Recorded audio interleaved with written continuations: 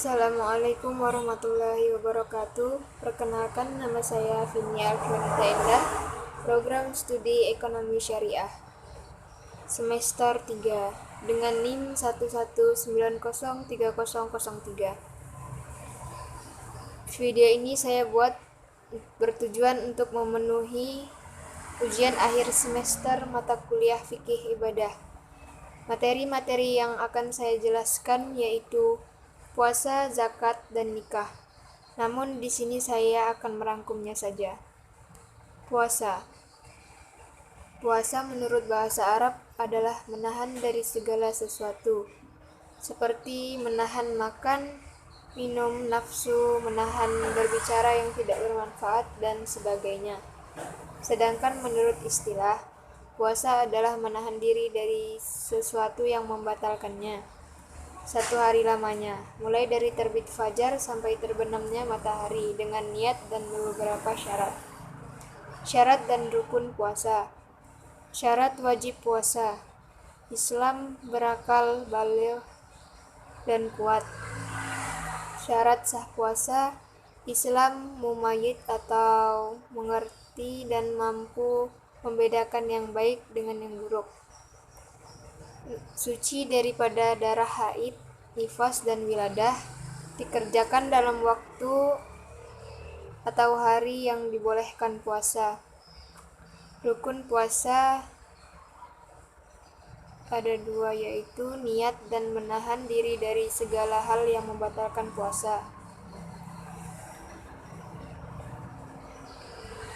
Sunnah-sunnah dalam waktu puasa, yaitu makan sahur, mengakhirkan makan sahur, menyegerakan berbuka puasa, membaca doa ketika berbuka puasa dengan kurma sebelum memakan makanan lainnya, memberi makan orang lain yang berpuasa, memperbanyak membaca Al-Quran,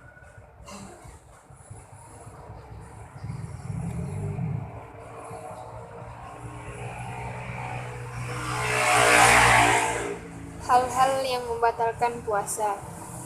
Makan dan minum dengan sengaja, bersetubuh atau melakukan hubungan suami istri pada siang hari, keluar darah haid atau nifas, keluar mani yang sengaja, muntah dengan sengaja, gila, dan murtad.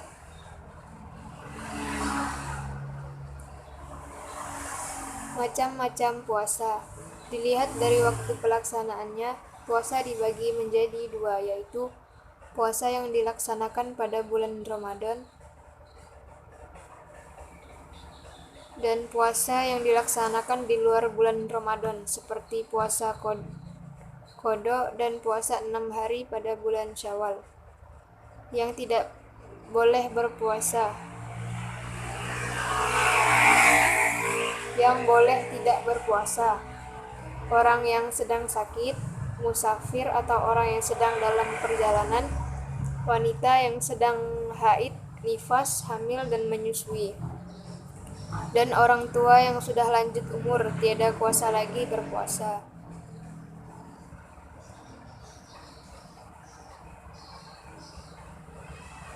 Puasa adalah salah satu kewajiban bagi setiap muslim, karena puasa merupakan rukun Islam yang ketiga. Perintah puasa sebagaimana firman Allah dalam Quran surah Al-Baqarah ayat 183. Puasa adalah menahan diri dari makan dan minum, dan dari hal-hal yang membatalkannya satu hari lamanya, mulai dari terbit fajar hingga terbenam matahari.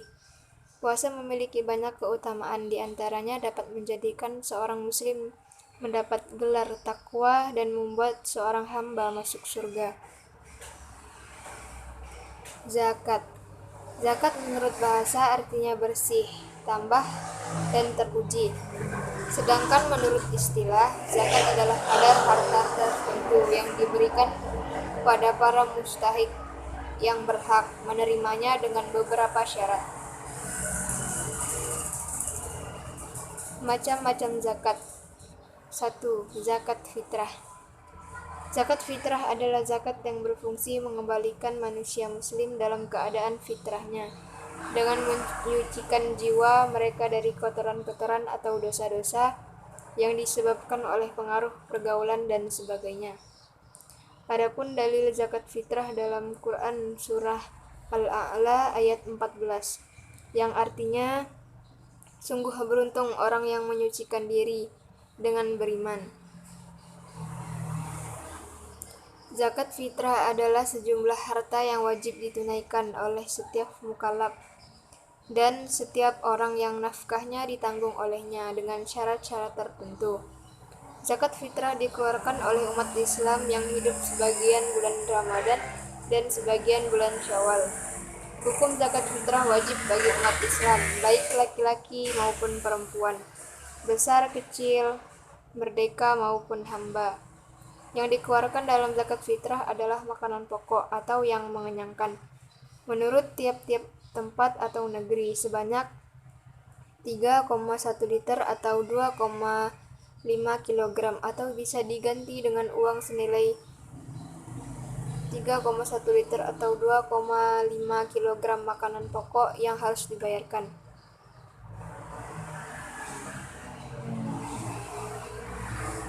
Syarat wajib zakat fitrah: beragama Islam, lahir dan hidup sebelum terbenam matahari pada hari penghabisan bulan Ramadan, mempunyai kelebihan harta dari keperluan makanan untuk dirinya sendiri dan wajib dinafkahi, baik manusia atau binatang, pada malam hari raya dan siang harinya. Yang tidak mempunyai kelebihan seperti itu, maka boleh menerima dari orang lain sehingga dia dapat membayar zakat dan mempunyai persediaan makanan. Waktu zakat fitrah. Waktu wajib membayar zakat fitrah adalah ketika terbenam matahari pada malam Idul Fitri.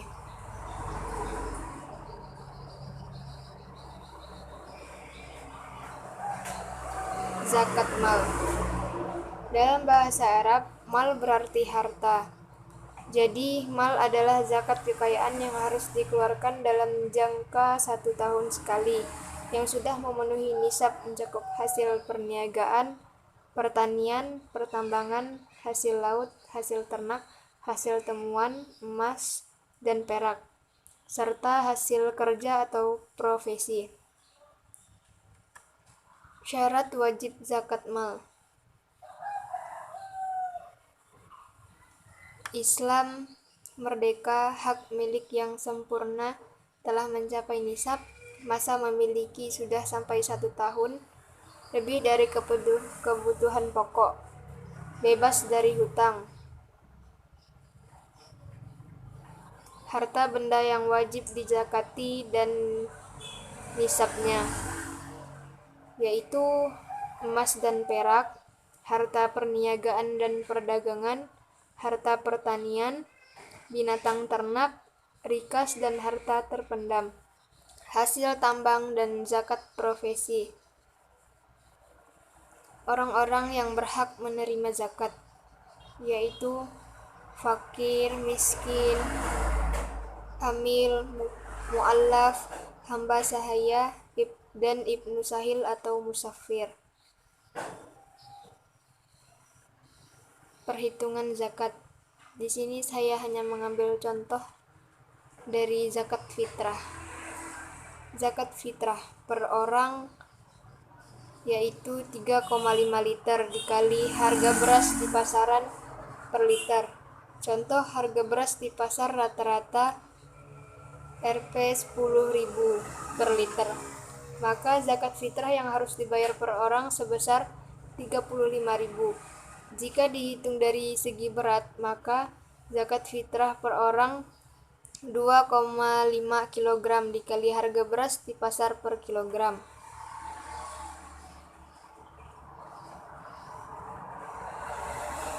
Nikah. Nikah berasal dari bahasa Arab nikahun yang merupakan masdar dari kata asal kata nakaha. Nikah artinya suatu akad yang menghalalkan pergaulan antara seorang laki-laki dan seorang perempuan yang bukan mahramnya, hingga menimbulkan hak dan kewajiban di antara keduanya dengan menggunakan lafaz nikah.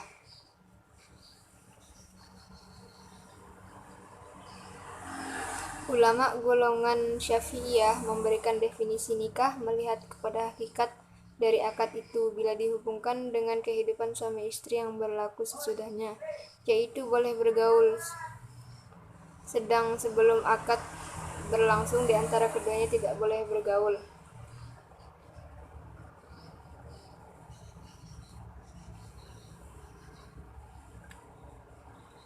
Hukum pernikahan.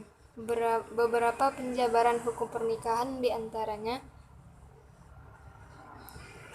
wajib. Pernikahan berhukum wajib bagi orang yang telah mempunyai kemauan dan kemampuan untuk menikah dan dikhawatirkan akan tergelincir pada perbuatan zina seandainya tidak menikah. Sunnah. Hukumnya menjadi sunnah dianjurkan bila seseorang memiliki dorongan syahwat pada lawan jenisnya dan memiliki biaya menikah dan rasa tanggung jawab, namun dia tidak mengkhawatirkan dirinya jatuh ke dalam perzinahan. Artinya, dan jika kamu tidak akan dapat berlaku adil terhadap hak-hak perempuan yang yatim, atau bila mana kamu mengawininya, maka kawinilah wanita-wanita lain yang kamu senangi. 2, 3, atau 4. Kemudian jika kamu takut tidak akan dapat berlaku adil, maka kawinilah seorang saja, atau budak-budak yang kamu miliki. Yang demikian itu adalah lebih dekat kepada tidak berbuat aniaya. Quran Surah An-Nisa ayat 3.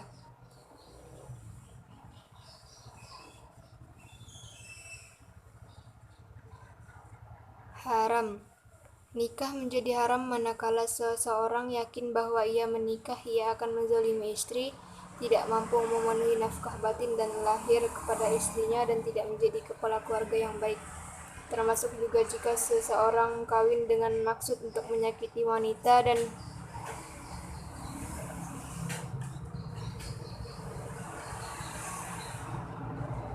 dan lahir batin kepada istrinya dan tidak menjadi kepala keluarga yang baik. Termasuk juga jika seorang kawin dengan maksud untuk menyakiti wanita dan hanya agar wanita tersebut tidak dapat kawin dengan orang lain. Makruh. Bagi orang yang mempunyai kemampuan untuk melakukan perkawinan juga cukup mempunyai kemampuan untuk menahan diri sehingga tidak memungkinkan dirinya tergelincir berbuat zina dan sekiranya tidak kawin. Hanya saja orang ini tidak mempunyai keinginan yang kuat untuk dapat memenuhi kewajiban sebagai suami istri yang baik.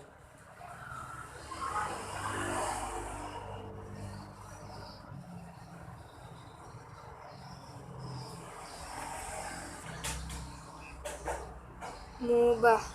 Hukum mubah ini berlaku bagi seorang pria yang tidak terdesak oleh alasan-alasan yang mewajibkan segera menikah, atau karena alasan-alasan yang mengharamkan nikah, ataupun dikatakan mubah, yakni suatu pernikahan yang diperbolehkan bagi siapa saja atau laki-laki dan perempuan yang sudah baligh, mukallaf, dan juga tidak ada suatu sebab atau halangan-halangan yang merintanginya.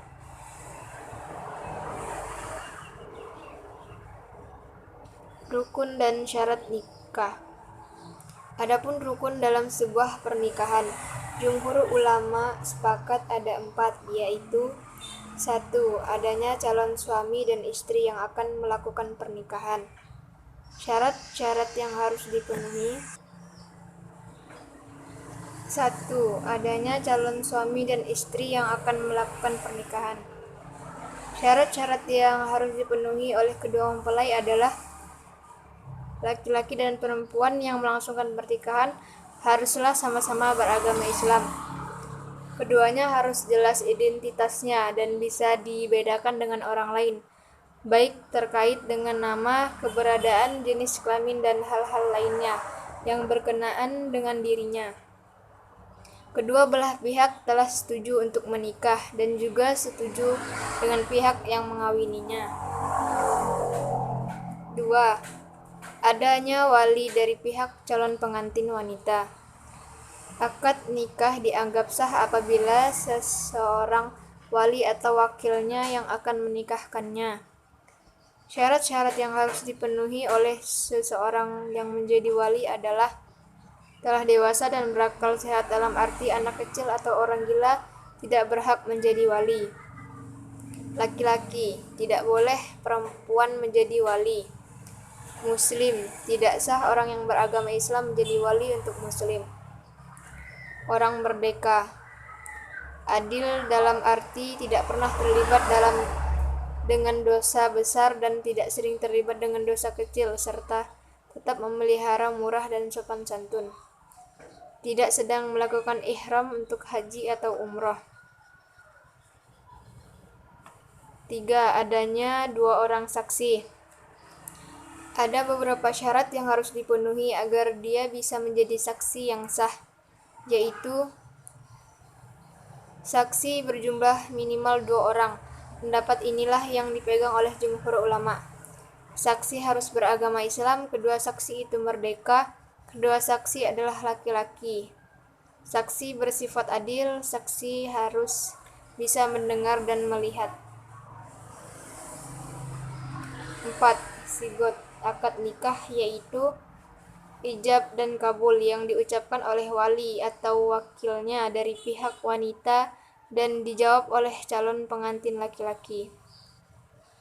Ada beberapa syarat yang harus dipenuhi agar akad ijab kabul itu bisa menjadi sah, yaitu akad dimulai dengan ijab dan dilanjutkan dengan kabul. Ijab berarti penyerahan dari pihak pertama, sedangkan kabul adalah penerimaan dari pihak kedua. Ijab dan kabul harus menggunakan lafaz yang jelas dan terang, sehingga dapat dipahami oleh kedua belah pihak secara tegas. Adapun syarat sah dalam pernikahan sebagai berikut. 1. Calon suami bukan mahram dari calon istri, tidak terpaksa atau atas kemauan sendiri, jelas orangnya atau bukan banci, tidak sedang ihram haji. 2. Calon istri tidak bersuami, bukan mahram, tidak dalam masa iddah, merdeka atau atas kemauan sendiri, jelas orangnya, tidak sedang ihram haji. 3. Wali laki-laki dewasa, waras akalnya, tidak dipaksa, adil, tidak sedang ihram haji, dan ijab kabul. Ijab adalah sesuatu yang diucapkan oleh wali, sedangkan kabul ialah sesuatu yang diucapkan oleh mempelai pria atau wakilnya, disaksikan oleh 2 orang saksi. Mahar.